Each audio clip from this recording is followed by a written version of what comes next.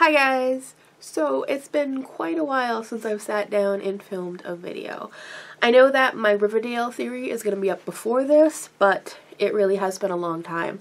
A couple of months at least. My last video uploaded was the It Cast tutorial, and that was in October. I had taken quite a break from YouTube, mostly because I had some computer issues, just editing in general, and I kind of wanted just a break. It kind of became more of a chore than actually doing it for fun, and then some other things happened where I had my grandmother pass away. If you guys follow me on social media, Comic-Con, Rhode Island Comic-Con kind of just took over.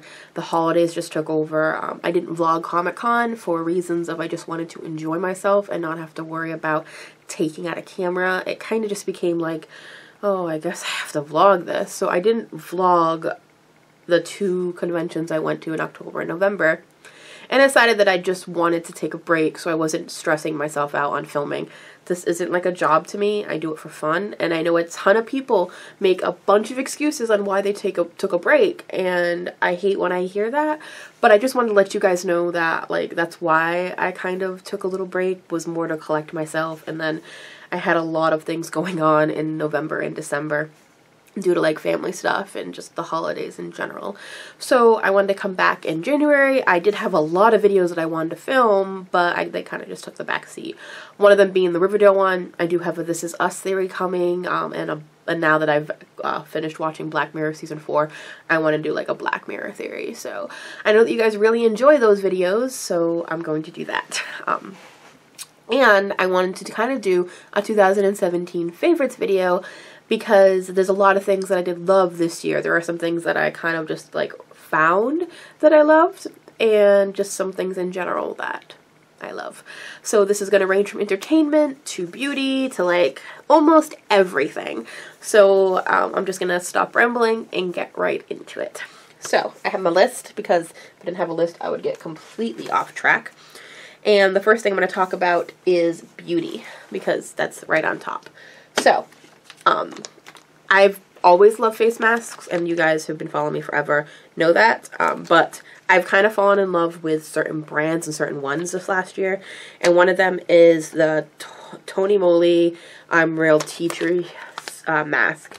This is definitely one of my favorites. I have like 4 of these always on backup, because when I get like really bad breakouts or my skin is just ugh, this helps so much. It says skin soothing, but whatever is in this, if I get breakouts and I just kind of wear it, it helps kind of calm them down and deal with them. So I really like that, and I don't have anywhere to put my stuff. I'm gonna put it right here. Okay. Next is the Jackie Hill palette from Morphe.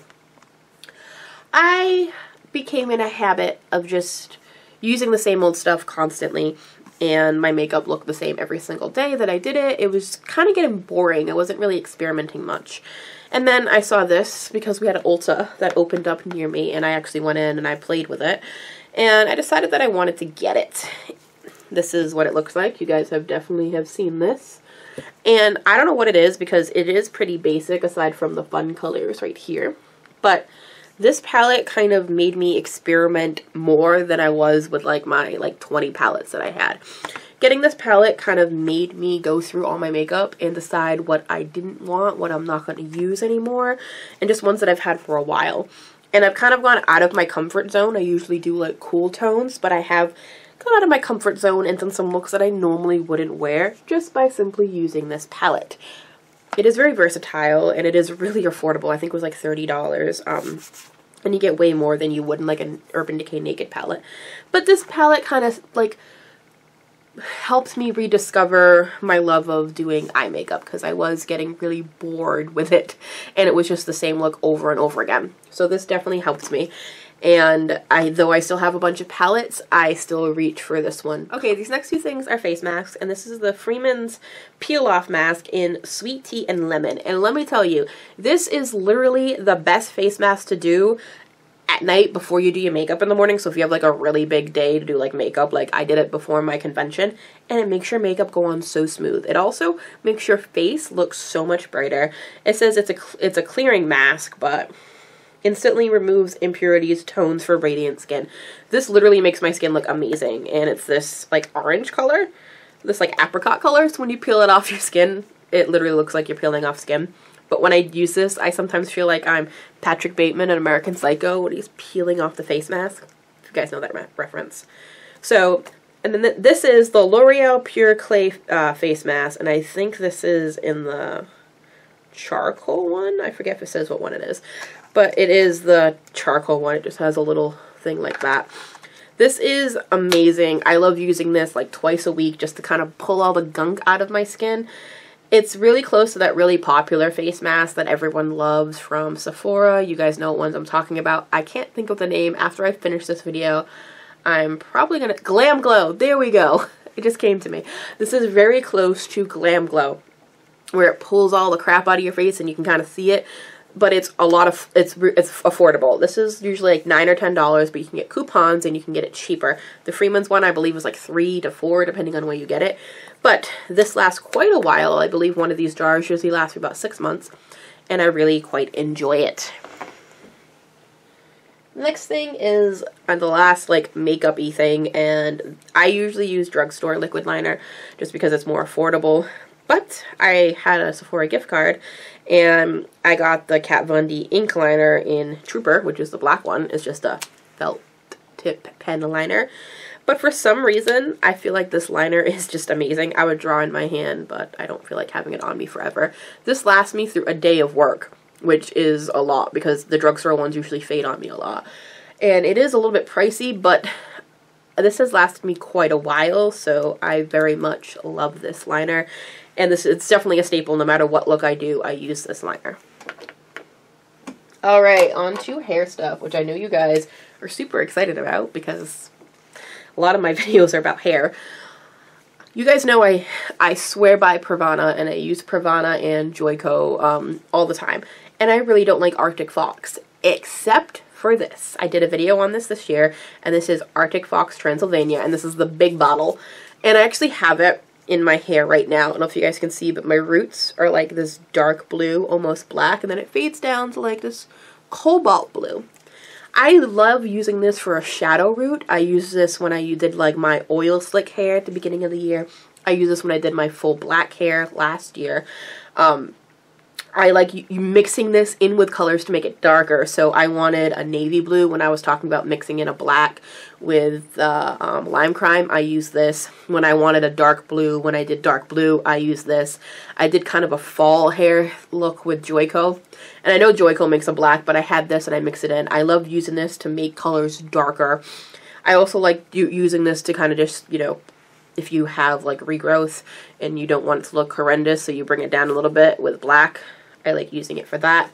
It's very versatile. It smells amazing, and this is probably the only color that I like from Arctic Fox, and it's really, really great. So if you're in the market for a good black, I suggest that.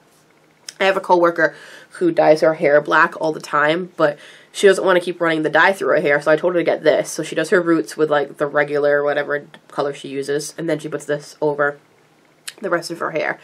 It's an amazing black. So. And next is it has like hair stuck to it because most hair products when you do a video does. I had gotten packets of it from Sally's and I loved it so much. I wanted to get the big bottle, but they didn't have it. This is the 180 Pro Miracle Damage Repair Eliminator Leave-In Treatment. Now it has a little pump. I used to do about 2 pumps and I put it in my hair wet if I'm going to blow dry it or even just let it air dry. And it leaves your hair feeling so soft, but it also kind of, like it says, repairs the ends. Even though I do ApHogee treatments and Olaplex treatments, my hair just in general it needs work because I dye it. No matter what you do to your hair, if you dye it, it's going to need something. This stuff makes my hair feel amazing. I love it. I've been swearing by it for the last 6 months, and a little of this does go a long way, and this bottle is still lasting me. Pretty sure if I got the big bottle, it would just, I don't know, last me forever because this one has lasted me about 6 months and it's like up to here, I believe. And I got that from Sally's. Alright, we're going to get into kind of the entertainment factor of it.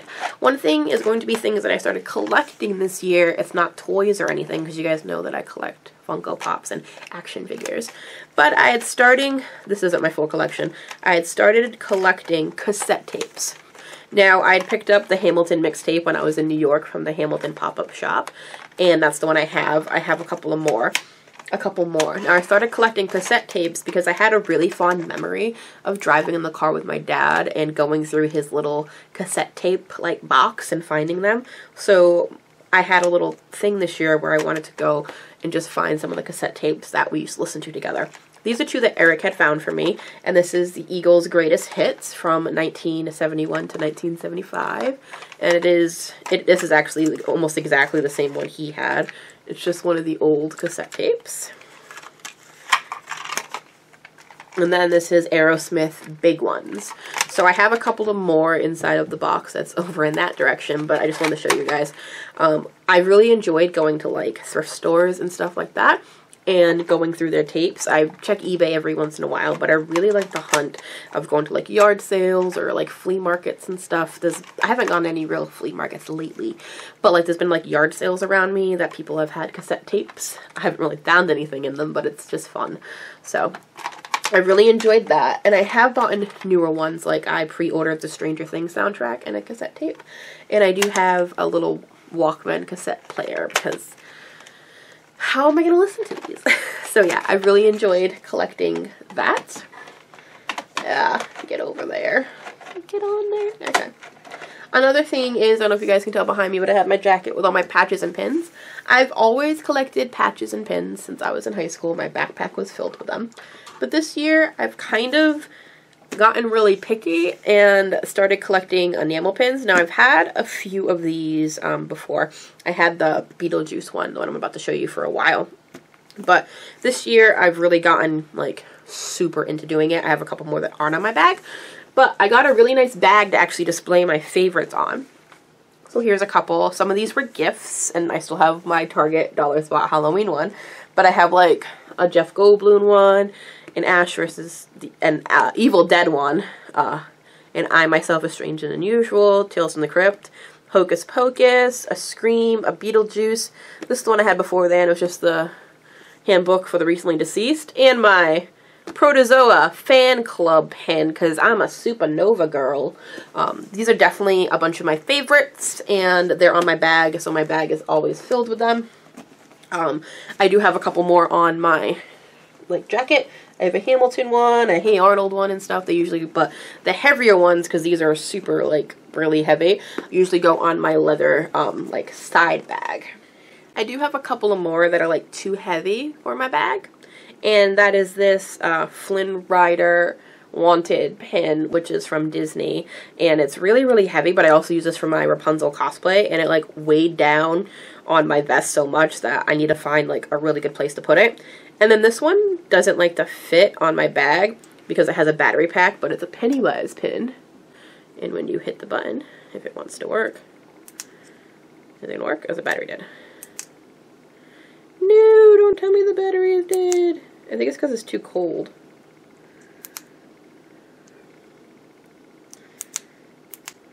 Oh no. Well, apparently when you hit the button, which apparently the battery is dead, even though I barely used it, his eyes light up like his dead lights. So that's really cool. But because of the battery pack, which apparently the battery is dead, that's sad. But it's too big. It doesn't fit on my bag. But this was a gift, and this is just one for my cosplay. So I have been really into collecting enamel pins. I actually have a few on my bulletin board, if you see over here, a couple from the Wizarding World and just Star Wars ones and a Stranger Things one that are all on there because I tend to put them on my little cork board too if I can't fit them on my bag, but the It one won't even go on the bulletin board because of the battery. Odd. Alright, next I'm going to get into books. So, I started reading a new series this year. My goal this year was to read more books than I normally do, and I wanted to read 25. I think I got to 23, and that's because I took a break at some point in the summertime, I believe. But I came across this new series. I brought this up in Favorites we did at the beginning of the year. And this is Passenger and Wayfarer. And it kind of reminds me of The Mortal Instruments, but with time travel. Not to get too much into it, but it's about a girl who has like this time travel ability, and this whole like community or like people that can do it, kind of like, it's like Harry Potter, Mortal Instruments, and it's very fantasy, but it is a young adult novel. It has some romance in it, and I really quite enjoy it. And this is the second one that actually came out this year, and I didn't like this one as much as this one, but they as a whole, they are really good books. I don't want to get into it and spoil it for you guys, but this is definitely a series that I quite enjoyed a lot. And aside from the fact that I was rereading a lot of older books that I've kind of wanted to revisit, it was kind of refreshing to read a new series. Rereading books. It came out this year, and I decided that I wanted to reread it. I don't have the physical copy with me because one of my coworkers is reading it, but you guys know what the It book looks like. So I reread that one, and I forgot so much stuff about it because I read it in high school that I wanted to reread another one of my favorite Stephen King books too, and that is Dreamcatcher. This is actually an older book. So it doesn't even have, that's how like long I've had it. It doesn't even have the cover on it anymore. So this is Stephen King's Dreamcatcher. I also have Stephen King's It. These two were definitely two of the books that I remember the most reading in high school, like not for high school, but while I was in high school. So I wanted to reread them because if you guys don't know, there's like Easter eggs to It in Dreamcatcher. So I reread It, and then I finished rereading Dreamcatcher right before I started rereading the Harry Potter books, which I got to Prisoner of Azkaban before the end of the year. But revisiting my love for like my favorite Stephen King books was definitely a really big favorite of this year, and it kind of like brought to life my love for those books. So I'm thinking about going into and rereading some more favorites that I have. It's kind of like I don't have to buy books because I can just go into my stash and read books that I already have, so that's really awesome. The last book is, I have a 300 writing prompts book, but this is the one that I got for Christmas. I didn't want to actually show you the one that I've written in, but this is my 400 writing prompts that Eric got me for Christmas. And I really enjoyed this book, these type of books, because when I'm just kind of hanging around and I don't want to like play on my phone, or I don't want to play video games, or I'm not watching a TV show or something, it has some really nice things just to kind of keep you creative. And I love writing. I've been writing. I have journals upon journals upon journals. I had a bullet journal this year that I wrote in a lot. And it kind of just has some really cool things just to kind of keep your mind busy. And it says, describe your perfect romantic date. What is the most drastic thing you've ever done in your life so far? What happened? And you just kind of fill it in like that. And it just kind of keeps your thought process fresh. A lot of people use this to like break writer's block, I guess. But I've really enjoyed it. Like I'm halfway through my 300 writing prompts. Well, not halfway, but I'm a good portion way through. And I usually don't go in order. I usually just kind of skim through the pages and pick ones that I liked. Name something you would never compromise on and why. Give me a reason why you would make a great lawyer. I wouldn't. Describe this is one of my favorites. Describe the way rain smells to you, and you have a big spot to write it in. So having stuff like this, along with like my coloring books and stuff, kind of gives me stuff to do when I'm just hanging around the house. We were snowed in for like 2 days, and I just about finished one of my coloring books because I was just hanging around coloring. And I got through a lot of writing prompts in my 300 writing prompts book. So I'm really excited to get into this one. But this, like, stuff like this, like my 300 writing prompts, is definitely something I really enjoyed in 2017. Alright, so I'm going to get to the fun stuff, which is, all of this is fun, but mostly, like, the stuff I can't show you but describe to you, is the TV shows and movies. So, I'm going to go with TV shows first, because it's a short list. These aren't ones that I've always loved, but the ones that I got into this year, and if you guys can't tell by the background on my computer, is Riverdale. Riverdale was really refreshing to me because I really haven't gotten really into a new show in a long time. Like, I got into Stranger Things with Eric, and that was really awesome, but you binged it and that was it. I didn't actually have a TV show that I can look forward to every week that was fresh and new. I kind of feel like I'm just watching The Walking Dead every week because I've been watching it for so many seasons. And as much as I love Arrow, it's hit or miss. And it's just like The Flash, and it's just like Legends. I was kind of getting like superhero like fatigue in a way, and I can't believe I said that because I love superhero things. But having like Riverdale just kind of refreshed like everything for me when it came to TV shows. I liked the feel of it. I liked everything about it. I liked that I was coming up with theories and it made you think. When I first got into Riverdale, I started watching it because I loved Archie comics, and I liked the feel that it kind of gave me a Twin Peaks vibe. And then no one else was really watching it, so when it came to Netflix, I tried to get everyone to watch it. Now so many people watch it that it's really awesome because I can talk to a lot of people, but it's also kind of annoying because everyone's watching it now. And for the beginning of the year, Riverdale felt like it was just like mine. I know it wasn't just mine, but it kind of felt like my thing. But now everyone does like it, and I can go to Hot Topic and get shirts like this one, which I like. It says Weirdo on it. But having Riverdale kind of happen gave me a lot of reasons to do theories on this channel, and gave me a lot of reasons to just like, it's silly, but being a fangirl, it gave me like a new ship that I liked, which is Bughead. It kind of gave me new things, and I'm really grateful for that, and it also kind of made me more active on Twitter, which is funny. But I'm very grateful for Riverdale, and that's definitely one of my favorite TV shows of 2017. Alright, so movies.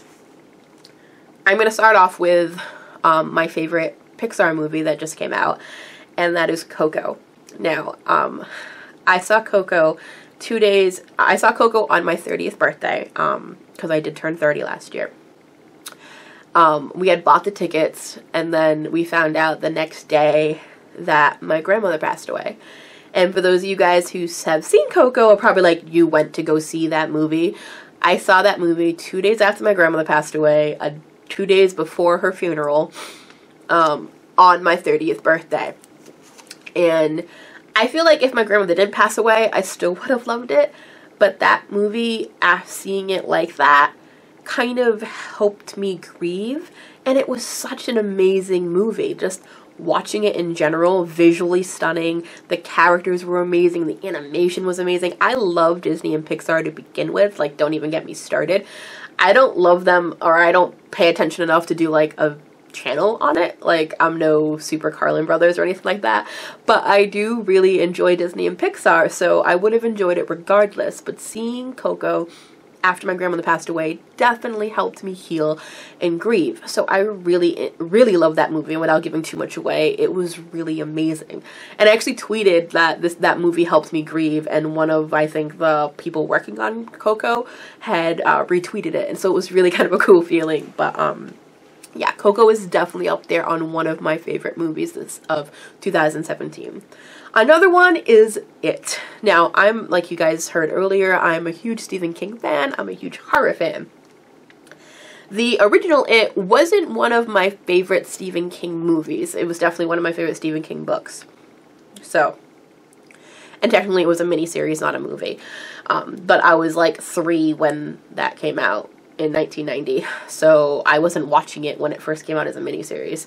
But seeing the movie, I was just blown away. It was such a good movie. I saw it twice in theaters, which I've seen a couple of movies more than once in theaters, and it was just amazing. It was scary, but you also kind of loved Pennywise.